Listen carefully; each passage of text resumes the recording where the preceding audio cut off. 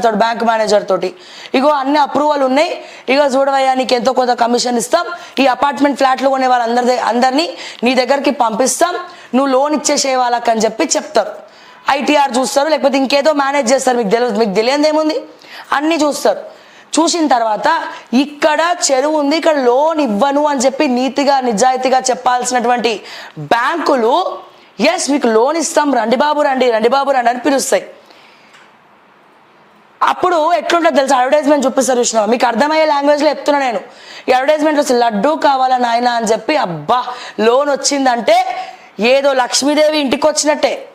ఎందుకని ఆ రెంట్ కట్టే బదులు కొంచెం ఎక్స్ట్రా రెక్కలు ముక్కలు చేసుకొని ఇంక ఎక్స్ట్రా టైం పని చేస్తే ఈ లోన్ ఈఎంఐ కట్టేసుకుంటే కొన్ని నెలలు కొన్ని ఏళ్ళు కష్టపడితే సొంత ఇల్లు ఉంటుంది, నాకు గుండెల మీద చేసుకోవచ్చు సొంత ఇల్లు ఉందని చెప్పి అన్న ధైర్యంతో వీడు కొంటారు. అక్కడ చెరువు ఉందని పాపం వాళ్ళకి తెలియదు. వాళ్ళు డౌన్ పేమెంట్ ఇవ్వబట్టే, వాళ్ళు డౌన్ పేమెంట్ ఇచ్చి బ్యాంక్ వాళ్ళు ఇక్కడ తప్పు ఎవరు చేసిండో వాళ్ళు అడగాలి, తుప్పు వదిలిసినట్టు కొట్టాలి. హైడ్రా నిజంగా న్యాయం చేయాలనుకుంటే రెరా పర్మిషన్ల దగ్గర నుంచి హెచ్ఎండిఏ దగ్గర నుంచి సంతకం పెట్టిన సబ్ రిజిస్టర్ దగ్గర నుంచి మున్సిపల్ కమిషనర్లు, కార్పొరేటర్లు, కౌన్సిలర్లు ఎవడు పడితే వాడు ఎవడైనా ఎంక్వైరీ చేసి తీసుకపోయి బొక్కలు వేస్తే, బొక్కలు చూర చేస్తే నెక్స్ట్ టైంకి ఇట్లాంటివి చేయరు. కానీ మీరు వేసిన శిక్ష ఎవడిపైన? మిడిల్ క్లాస్ బతుకుల పైన మీరు వేసిన శిక్ష. డౌన్ పేమెంట్ పాయే, ఈఎంఐలు వాయే, మళ్ళా ఎక్కడి నుంచి మొదలు పెట్టిండో ఆ ఇల్లు లేకపోతే సర్వం కోల్పోయినట్టు ఫీల్ అవుతాడు ఒక మిడిల్ క్లాస్ కుటుంబాన్ని నడిపే ఒక ఉద్యోగి. మళ్ళా రోడ్డు మీదకి వచ్చే, మళ్ళా మీరు టైం కూడా ఇవ్వకపోతే సామాన్లన్నీ షిఫ్ట్ చేసే, అంటే పొంగులేటి ఇల్లు కుల్లగొట్టవయ్యా అనేదాకా Ponguleti farm house కులగొట్టు, Vivek Venkata Swamy farm house కులగొట్టు, Redlakunta చెరువులో కొడంగల్ల రెడ్డి గారి ఇల్లు ఉంది అది కులగొట్టు, అండ్ అదే రకంగా రెడ్లకుంట చెరువులో రెడ్డి గారి ఇల్లు ఉంది అది కులగొట్టు, పట్నం Mahender Reddy FTL buffer zone ఉంది అది కులగొట్టు అనేదాకా నీకు తెలియదా? అది అనే వరకు నీకు తెలియదా ఆల్రెడీ కన్స్ట్రక్ట్ అయిన ఇల్లుని ఏం చేయొద్దని? అంటే VVIPs దగ్గరికి పోయేదాకా మీరు ఒక జీవో తీసుకురారు. హైడ్రా బాడీ ఓన్లీ సామాన్యుల ఇల్లు మాత్రమే కొల్లగొడుతుంది, సామాన్యుల జీవితం సర్వనాశనం చేస్తుంది, వాళ్ళనే రోడ్డు మీద కీడుస్తుంది, మిగతా వాళ్ళకి షప్పట్లు కొడుతుంది. వెనకకెళ్ళి సూట్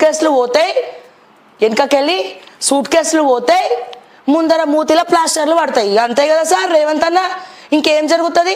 ఉన్నోడేమో లంచ్ మోషన్ వేస్తాడు, లేనోడేమో ఇక చెప్పక్కర్లే, మీకు తెలుసు లేనోడికి కన్నీళ్ళే మిగిలినాయి. కాంగ్రెస్ పార్టీ తీసుకుంటున్నటువంటి డెసిషన్కి జీవితంలో తెలంగాణలో రేవంత్ రెడ్డి కాదు మరి ఏ లీడర్ వచ్చి కాంగ్రెస్ ముందుకు తీసుకొస్తామన్నా తెలంగాణలో ప్రజలు నమ్మరు. నేను ఇది ఒక సాదాసీదా ప్రజల పక్షాన ఉండి చెప్తున్నటువంటి మాట. ఎందుకంటే సగం ఇంటెలిజెన్స్గా మేమే పనిచేస్తాం, పబ్లిక్లో ఎట్లుంది ఏంది అనేది సగం ఇంటెలిజెన్స్గా మేమే పనిచేస్తాం. నువ్వు నా ఫోన్ ట్యాప్ చేయిస్తున్నావు కదా, నా ఫోన్ చేయకు, మా ఆఫీస్ ఫోన్ చేయి, ఆఫీస్ నెంబర్ ఉంది కదా, వినమాను ఆ ఇంటెలిజెన్స్ పోలీసులని వినమని చెప్పండి, ఎవడెవడు ఏమేమి మాట్లాడుతుండు ఏంది అనేది పబ్లిక్ కష్టాలు విని రేవంత్ రెడ్డి గారికి రిపోర్ట్ ఇమ్మని చెప్పు. ఈ రోజున ఇన్ని కుటుంబాలు రోడ్డు మీద, నేను చెప్పేది కోటీశ్వర్ల కుటుంబాలు అంటలేను, పైసాకి నోచుకొని రెక్కలు ముక్కలు కష్టపడి చెమటోర్చి ఎవడైతే బ్యాంకులలో డౌన్ పేమెంట్ కట్టి ఈఎంఐలు కట్టుకొని లోన్ పెట్టుకొని ఇల్లు కొనుక్కున్నాడో, ఎవడి 60 గజాల 70 గజాల స్థలం నువ్వు ఈ రోజున గుంజుకున్నావో వాళ్ళ పాపం వాళ్ళ ఉసురు నీకు డెఫినెట్గా తగలకుండా పోదు మిస్టర్ రేవంత్ రెడ్డి గారు అనేది మరొక్కసారి గుర్తుపెట్టుకోండి. అండ్ ఇంకోటి ఏంటంటే దాంట్లో కాంగ్రెస్కి ఓట్లేసిన వాళ్ళే ఎక్కువ ఉన్నారు. 60-70 గజాల స్థలాల్లో ఉన్నప్పుడు కాంగ్రెస్కి ఓట్లేసిన వాళ్ళు ఎక్కువ మంది ఉన్నారు. Point number 1. పాయింట్ నెంబర్ 2, మీ కాంగ్రెస్ కార్యకర్తల ఇల్లులు కూడా ఉన్నాయి. కార్యకర్త అంటే ఏమైనా ఉన్నోడా? ఎమ్మెల్యేలు ఉన్నోళ్ళు, మీ పార్టీ PCCలు ఉన్నోళ్ళు, మీరు ఉన్నోళ్ళు కార్యకర్తలు. ఇది ఉన్నోడు గుండె ధైర్యం ఉన్నోడే కార్యకర్త, పైసకి నోచుకోనోడు కార్యకర్త. ఈ రోజున అటువంటి మీ కాంగ్రెస్ కార్యకర్త ఇల్లు కూడా దాంట్లో ఉన్నాయి. కాంగ్రెస్కి ఆ గల్లీ మొత్తం తిరిగి ఓట్లేసినోడు కూడా అక్కడే ఉన్నాడు. ఇది గుర్తుపెట్టుకోండి, ఇది మర్చిపోవద్దు, ఇది రాసి పెట్టుకో. నీకు నిజంగా నువ్వు నిరూపి, నువ్వు వాసవి కన్స్ట్రక్షన్ దగ్గరికి పోయి నిరూపి. నువ్వు మై హోమ్ కడుతున్నారు కదా వాళ్ళు, సరే నువ్వు ఆల్రెడీ కట్టినోడు ఏం చేయమన్నావు కదా, ఆల్రెడీ వీళ్ళు అండర్ కన్స్ట్రక్షన్స్లో కట్టేవి నేను చూపెడతా. ఆల్రెడీ చూపించిన నార్సింగ్కి పోయి చూపించిన. మరి ఏం చేసినావు? డిస్మాంటిల్ చేసిండ్రా, బుల్డోజర్ పెట్టిండ్రా. మరి ఏం చేసినారు వెనక పొంటి? నిజాలు మాట్లాడితే ఈ రోజున మహాస్వంటోళ్ళ మీద యుద్ధాలు ప్రకటిస్తారు.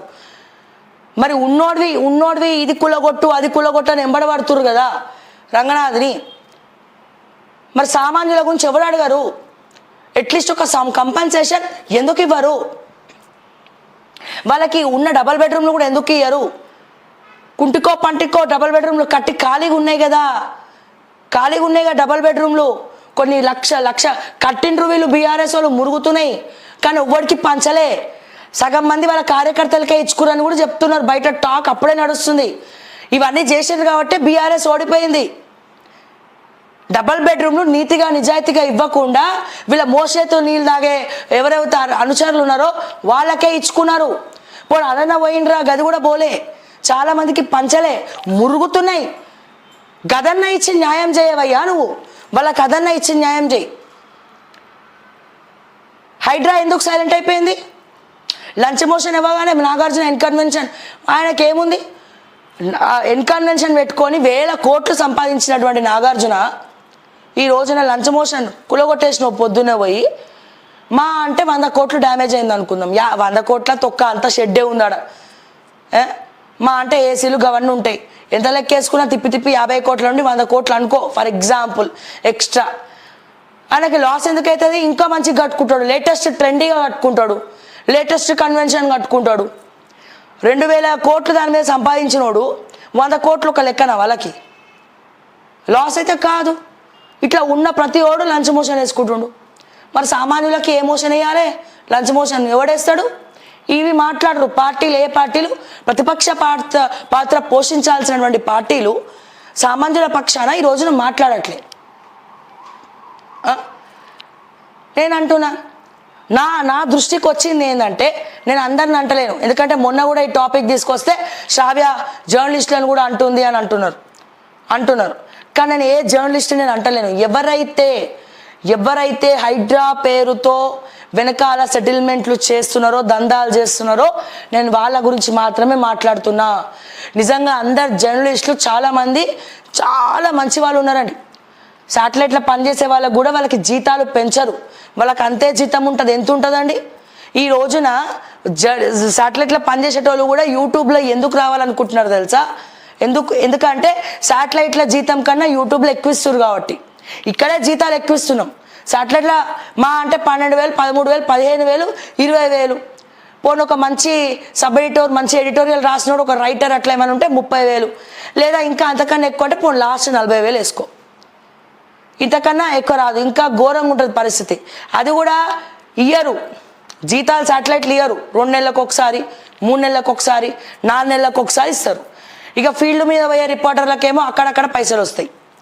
ప్రెస్ మీట్లకు పోతే దాంతో వీళ్ళు కుటుంబాలు పోషించుకోవాలి. ఇక వాడు ఒక 1000 రూపాయలు తీసుకుంటే బ్లాక్మెయిలర్ అంటారు.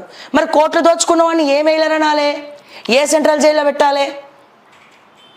ఫీల్డ్ మీద తిరిగే రిపోర్టరు ఒక 1000 రూపాయలు, 2000 రూపాయలు వాళ్ళు ఇస్తే తీసుకుంటారు. కొంతమంది ఎవరన్నా ఇక బాగా ప్రెషర్ ఉంటే, ఇంకేదైనా ఉంటే ఇవ్వండి ఒక 2000 అంటారు.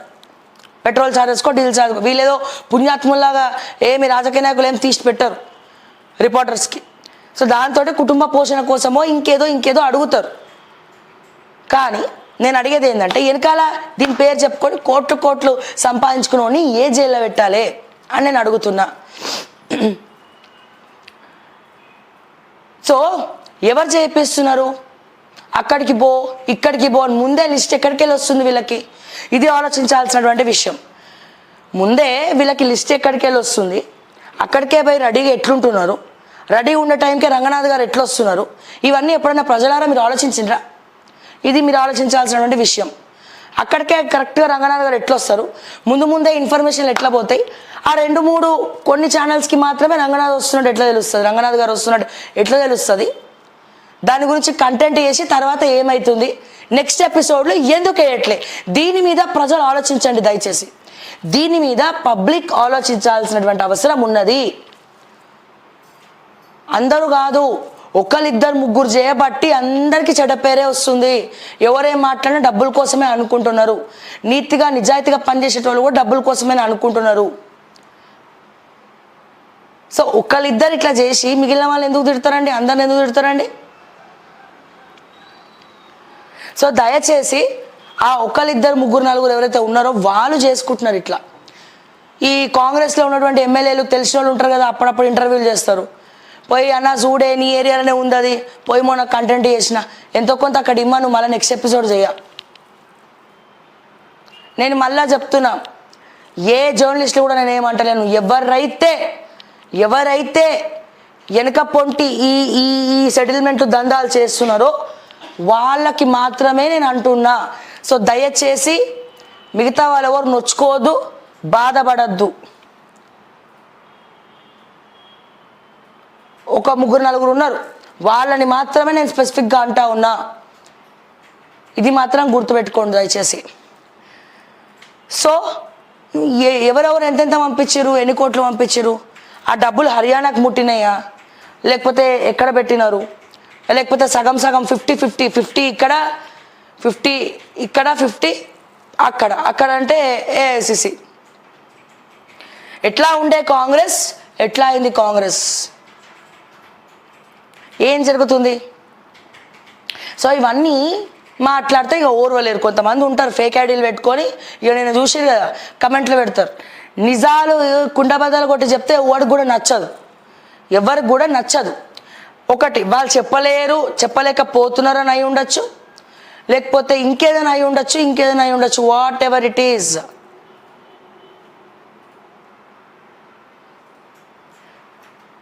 సో నిజాలు మాట్లాడితే లోక విరోధి అంటారు కదా, అట్లా అయిపోయింది మా పరిస్థితి ఇప్పుడు.